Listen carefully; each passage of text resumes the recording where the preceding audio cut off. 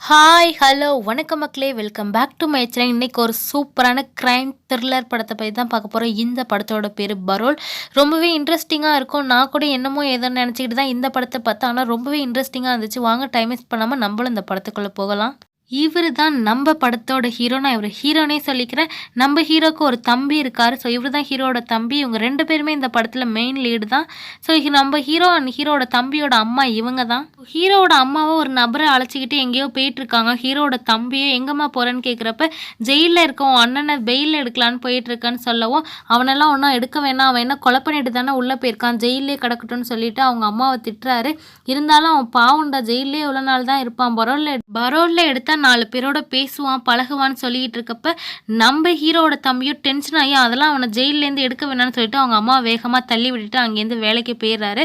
So வேலையெல்லாம் முடிச்சுட்டு சாயங்காலம் வீட்டுக்கு வந்து பார்த்தா மிகப்பெரிய சோகமான சம்பவங்க. நம்ம ஹீரோ அண்ட் ஹீரோவோட தம்பியோட அம்மா இறந்து கிடக்குறாங்க. ஸோ இதை பார்த்து ஹீரோவோட தம்பி ரொம்பவே ஃபீல் பண்ணுறாரு. ஹீரோவோட தம்பி அவங்க வீட்டுக்கு பக்கத்துலேயே இருக்க ஒரு நர்ஸு பொண்ணை லவ் பண்ணுவார். உடனே அந்த பொண்ணுக்கு ஃபோன் பண்ணி இன்ஃபார்ம் பண்ணுவோம். அந்த பொண்ணு வந்து அவங்க அம்மா இறந்து போன நம்ம ஹீரோவோட அம்மாவை குளிப்பாட்டி சேலையெல்லாம் மாட்டி விட்டுட்டு இருக்காங்க.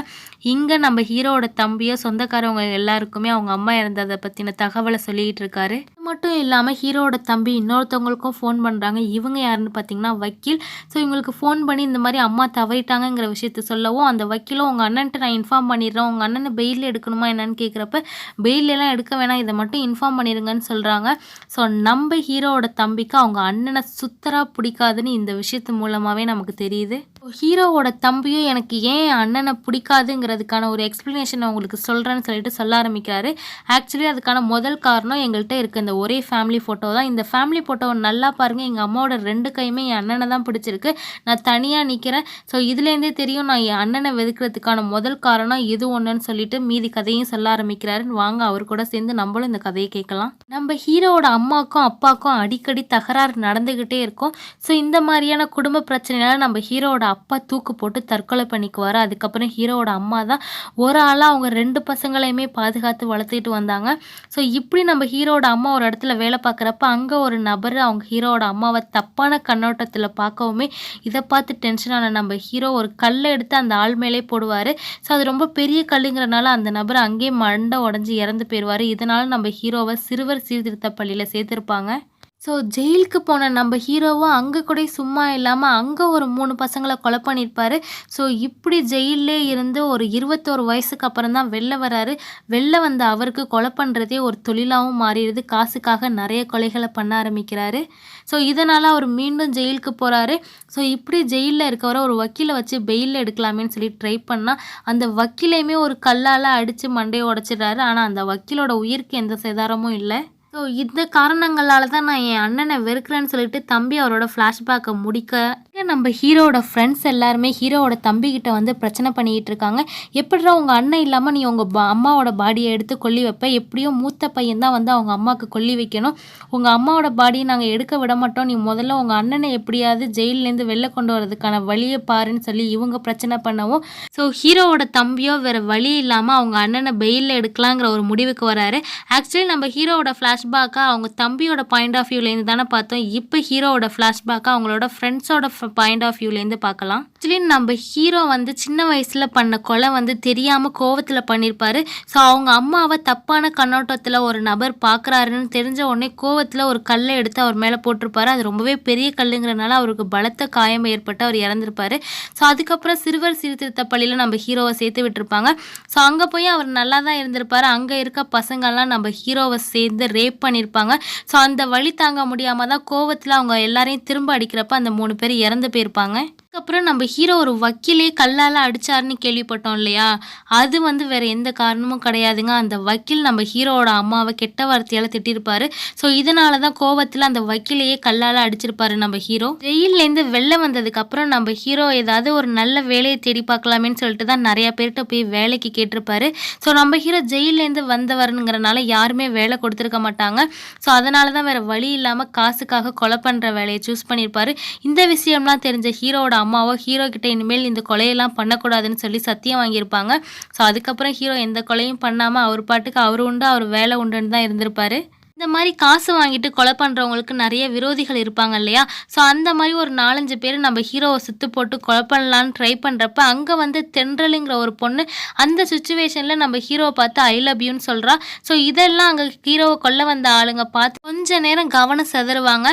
ஸோ இதுதான் நல்ல வாய்ப்புன்னு சொல்லிட்டு அந்த ஆளுங்கள எல்லாம் ஹீரோ அடிச்சு போட்டுட்டு நேரா அந்த தென்றலுங்கிற பொண்ண பார்க்க வராரு. நல்ல வேளை நீ கரெக்ட்டான நேரத்துல பேச்சு கொடுத்து என்னைய காப்பாத்துனன்னு சொல்லி அவங்களுக்கு தேங்க் யூ சொல்லவும், அந்த பொண்ணும் நான் ஒண்ணும் பேச்சுக்காக சொல்லல. நான் உண்மையிலே தான் உன்னை லவ் பண்றேன்னு சொல்லவும், ஹீரோக்கும் இந்த பொண்ண ரொம்ப பிடிச்சிருது. நம்ம ஹீரோவும் தென்றலும் அப்படியே லவ் பண்ண ஆரம்பிச்சிடுறாங்க. ஸோ அதுக்கப்புறம் ஹீரோ தென்றல வீட்டுக்கெல்லாம் அழைச்சிட்டு வந்து அவங்க அம்மா கிட்டலாம் இன்ட்ரோடியூஸ் பண்ணுவாரு. ஸோ வீட்ல எல்லாரும் சேர்ந்து சமைச்சு சாப்பிட்டுட்டு ரொம்பவே சந்தோஷமா தான் ஹாப்பியா தான் போயிட்டு இருந்திருக்கு. ஸோ அப்புறம் ஏன்டா ஹீரோ ஜெயிலுக்கு போனாருன்னு நம்மலாம் யோசிச்சுட்டு இருப்போம். ஸோ அதுக்கான ஃப்ளாஷ்பேக் இனிமேல் தான் வரும். நம்ம ஹீரோ தென்றலோட ரொம்ப ஹாப்பியா வாழ்க்கையை என்ஜாய் பண்ணிட்டு இருக்கப்ப இன்னொரு வில்லங்கம் நம்ம தென்றல் மூலியமா தாங்க வருது. தென்றலை ஒரு பையன் உருகி உருகி லவ் பண்ணிட்டு இருப்பான். தென்றல் ஹீரோவை தான் லவ் பண்ணுறாங்கன்னு தெரிஞ்ச உடனே அவன் ரொம்பவே ஃபீல் பண்ணி அவங்க அண்ணன் கிட்ட சொல்லிட்டு இருக்கான். ஸோ அவங்க அண்ணனும் மிகப்பெரிய ரவுடி. ஸோ அந்த ரவுடியும் நீ ஒன்றும் பயப்படாதடா, தென்றல் கண்டிப்பாக உனக்கு தான் நான் ஒரு பிளான் போட்டிருக்கேன்னு சொல்லிட்டு இவர் ஒரு பிளானை போட்டிருப்பாரு. அந்த பிளான் வேறு எதுவும் கிடையாதுங்க. நம்ம ஹீரோயினோட க்ளோஸ் ஃப்ரெண்ட்ஸுக்கே காசை கொடுத்து ஹீரோவை பற்றி தப்பு தப்பாக ஏதாவது பேச சொல்லியிருப்பாங்க. ஸோ அவங்களுமே நம்ம ஹீரோயின் கிட்ட போய் தென்றல் உனக்கு ஒன்று தெரியுமா, நீ லவ் பண்ணுறியல்ல, அவர் வந்து ஒரு மாதிரி கேவான், பையனும் ஒன்றா இருப்பாங்களா அந்த மாதிரி டைப்புன்னு சொல்லிவிடவும், இதை கேட்டு ஹீரோயின் ரொம்பவே ஃபீல் பண்ணுறாங்க. எதுக்கும் இதை பற்றி ஹீரோ கிட்ட பேசிடலான்னு சொல்லிட்டு ஹீரோ கிட்ட போய் நீ ஆம்பளைங்க கூட ஒன்றா இருந்திருக்கியான்னு கேட்குறப்ப ஹீரோக்கு ஜெயிலில் 3 பசங்க நம்ம ஹீரோவை ரேப் பண்ணாங்க இல்லையா, அதுதான் ஞாபகத்துக்கு வருது. ஹீரோவுமே ஆமான்னு சொல்லிட்டு மீதி கதையை சொல்ல வரத்துக்குள்ளே மீதியை கூட கேட்காம அங்கேருந்து அழுதுகிட்டு ஹீரோயின் வேகமாக போயிடுறாங்க. தென்றல் ஒரு நிமிஷம் நின்று ஹீரோ என்ன சொல்ல வரான்னு கேட்டிருந்தா இவ்வளோ பிரச்சனையே வந்திருக்காது. ஸோ ஹீரோவுமே ரொம்ப ஃபீல் பண்ணுறாரு. நம்ம சொல்ல வரதை கூட காதில் வாங்காமல் போகிறாளேன்னு சொல்லிட்டு இங்கே தென்றல் நினச்சி ஹீரோ ஒரு பக்கம் ஃபீல் பண்ணிக்கிட்டு இருந்தா, தென்றல் அந்த பையனையே கல்யாணமே பண்ணிக்கிறாங்க. இங்கே அப்படியே சீனை கட் பண்ணால் நம்ம ஹீரோ நம்ம தென்றல் நினச்சி சாப்பிடாம இருந்து உடம்பு முடியாமல் ஹாஸ்பிட்டலில் சேர்த்துருக்காங்க. ஸோ இப்படி ஹீரோ ஹாஸ்பிட்டலில் ட்ரீட்மெண்ட்டில் இருக்கிறப்ப அந்த ஹாஸ்பிட்டலில் தென்றலை கொண்டு வந்து சேர்த்துருக்காங்க. என்ன ஏதுன்னு விசாரிக்கிறப்ப தாங்க நம்மளுக்கு ஒரு பயங்கரமான நியூஸ் தெரிய வருது. நம்ம தென்றலை கல்யாணம் பண்ணிக்கிட்ட அந்த பையன் தென்றலோட பர்மிஷனே இல்லாமல் கொடூரமாக அந்த பொண்ணை ரேப் பண்ணியிருக்கான். இதனால் உடலில் பலத்த காயம் ஏற்பட்ட தென்றலை கொண்டு வந்து ஹாஸ்பிட்டலில் சேர்த்துருப்பாங்க. ஸோ இதெல்லாம் கேள்விப்பட்ட ஹீரோ சும்மா இருப்பாரா? ஸோ ஹாஸ்பிட்டல்லேருந்து வேகமாக போகிறாரு. நம்ம தென்றலை கல்யாணம் பண்ணிக்கிட்டாரு இல்லையா, அந்த நபரை போய் கொடூரமாக கொலை பண்ணுறாரு. அது மட்டும் இல்லாமல் அதை தடுக்க வந்து இன்னொரு நபரையும் சேர்த்து கொலை பண்ணிடுறாரு. ஸோ இதனால தான் இரட்டை ஆயுள் தண்டனையில் நம்ம ஹீரோ இப்போ ஜெயிலில் இருக்காரு. ஸோ ஹீரோ ஜெயிலுக்கு போய் அவங்க அம்மா இறந்த விஷயம் இப்போ தான் வக்கீல் மூலியமாக நம்ம ஹீரோவுக்கு தெரிய வரமே ரொம்பவே ஃபீல் பண்ணுறாரு. அப்படியே சீனை கட் பண்ணி ஹீரோவோட தம்பி கிட்ட வரலாம். ஸோ ஹீரோவோட தம்பியும் மறுபடியும் வக்கீலுக்கு ஃபோன் பண்ணி எங்கள் அண்ணனை பெயிலேருந்து எடுக்க முடியுமான்னு சொல்லி கேட்கவும், அவங்களும் ரொம்ப ஈஸியான விஷயம் கிடையாதுப்பா இது, உங்கள் அண்ணன் ஆல்ரெடி ஒரு வக்கீலை வேற அடிச்சிருக்கான், அது மட்டும் இல்லாமல் ஏற்கனவே ஜெயிலில் இருந்தப்போ 2 தடவை தப்பிக்க ட்ரை பண்ணியிருக்கான். ஸோ அது மட்டும் இல்லாமல் அவன் இருக்கிறது இரட்டை ஆயுள் தண்டனையில் இருக்கான். ஸோ ஈஸியாக பெயில் வாங்கிட முடியாது, நீ என்ன பண்ணு உடனே கிளம்பி திருச்சிக்குவான்னு சொல்கிறாங்க. ஸோ ஹீரோவோட தம்பியை எப்படி மேடம் சாவு வீட்டை விட்டுட்டு நான் வரதுன்னு கேட்குறப்ப வக்கீலோ அதுதான் மெயின் பாயிண்டே, சாவு வீட்டை விட்டுட்டு உங்கள் அண்ணனை பெயிலில் எடுக்கணும்னு சொல்லிட்டு நீ இவ்வளோ தூரம் வந்திருக்க இல்லையா, அந்த கருணை அடிப்படையில் தான் பெயிலே அப்ளை பண்ண போகிறோன்னு சொல்லிட்டு வர சொல்கிறாங்க. அது மட்டும் இல்லாமல் ஹீரோ ஜெயிலில் இருக்க இடத்துலேருந்து ஒரு போலீஸ் ஆஃபீஸர் வேறு வந்திருக்காரு. ஸோ ஹீரோயோட நல்ல நடத்தையை பற்றி பேசுகிறதுக்கு தான். ஸோ அவர்கிட்ட கொஞ்சம் காசு கொடுத்து அவர் தப்பிச்சு போன விஷயம், வக்கீல் அடித்த விஷயம்லாம் ஜட்ஜிக்கிட்ட கொஞ்சம் சொல்லாமல் இருங்கன்னு சொல்லிட்டு அந்த பிசியை மடக்கிடுறாங்க. ஸோ இப்போ பெயிலுக்கான எல்லா ஆர்டரும் நல்லா இருக்குன்னு சொல்லிட்டு பெயில் கிராண்டர்னு அவர் கொடுக்க போகிற நேரத்தில் அப்போ ஒரு ஃபோன் கால் வருதுங்க. நம்ம ஹீரோ அங்கே ஜெயிலில் தப்பிச்சு போக இப்போ ட்ரை பண்ணியிருக்காருன்னு ஒரு இன்ஃபர்மேஷன் வரவும் பெயிலை கேன்சல் பண்ணிடுறாங்க. ஸோ அதுக்கப்புறம் ஜட்ஜும் அவன் இப்போயே தப்பிக்க ட்ரை பண்ணியிருக்கான், பெயில் கொடுத்ததுக்கப்புறம் அவன் தப்பிச்சு போக மாட்டான்னு என்ன உத்தியம் அப்படின்னு சொல்லிட்டு பெயில் தர முடியாதுன்னு சொல்லிடுறாரு. ஸோ ஹீரோவோட தம்பியும் கோர்ட் லாயருமே ரொம்ப ஃபீல் பண்ணுறாங்க. ஹீரோவோட தம்பியும் மறுபடியும் வீட்டுக்கு போகலாமேன்னு சொல்லிட்டு போயிட்டு இருந்தா நம்ம ஹீரோவோட தம்பியோட லவ்வர் இருக்காங்க இல்லையா, அவங்க ஒரு ஃபோட்டோவை அனுப்பியிருக்காங்க. ஸோ அந்த ஃபோட்டோ என்னன்னு பார்த்தீங்கன்னா நம்ம ஹீரோவோட அம்மாவோட பாடி ரொம்பவே அழுகிற கண்டிஷனுக்கு போயிடுது. இது மட்டும் இல்லாமல் ஹீரோவோட தம்பியோட லவ்வர் என்னடா உங்கள் அண்ணனுக்கு பெயில் கிடச்சிருச்சான்னு கேட்குறாங்க. இருக்கிறப்ப பெயில் கேன்சல் ஆயிடுச்சுன்னு சொல்லவுமே அவங்க ரொம்ப ஃபீல் பண்ணுறாங்க. உனக்கு தாண்டா உங்கள் அண்ணனை பிடிக்கல, ஆனால் உங்கள் அம்மா வந்து உன் அண்ணனை மட்டும் பாசமாக வளர்க்கல, உன்னையும் தான் பாசமாக வளர்த்தாங்க. நீ தான் அதை ஒழுங்காக புரிஞ்சிக்கல. உங்கள் அம்மா 2 பையனுமே ஈக்குவலாக தாண்டா பார்த்தாங்க. முதல்ல உன் அண்ணனுக்கு பெயில் வாங்குற வழியை பாடுறான்னு சொல்லி அவங்க கொஞ்சம் மோட்டிவேட் பண்ணவும், சரின்னு ஹீரோவோட தம்பி மேல்முறையீடு பண்ணி பார்த்து எப்படியாவது அண்ணனை பெயில் எடுக்கலாமேன்னு ட்ரை பண்ணி மறுபடியும் அந்த லாயரை மீட் பண்ணி மேல்முறையீடு பண்ணுறாங்க. ஸோ மேல்முறையீடு பண்ணும்போது அவங்க அம்மாவோட பாடி ரொம்பவே அழுகிட்டு இருக்கு இல்லையா, அந்த ஃபோட்டோஸ்லாம் கூட காட்டுறாங்க. ஸோ இதெல்லாம் பார்த்து அந்த ஜட்ஜோ கருணை அடிப்படையில் நம்ம ஹீரோவுக்கு பெயில் கொடுத்துட்றாங்க. அது மட்டும் இல்லாமல் ஹீரோ ஆல்ரெடி 2 தடவை தப்பிக்க ட்ரை பண்ணியிருக்காரு. ஒரு ஜட்ஜை வேற அடிச்சிருக்காரு இல்லையா, அதனால பாதுகாப்புக்கு 2 போலீஸ் ஆஃபீஸர் கன்னோட வருவாங்க. அது மட்டும் இல்லாமல் உங்கள் அண்ணனுக்கு கைவிலங்கு பூட்டப்பட்டே தான் இருக்கும்.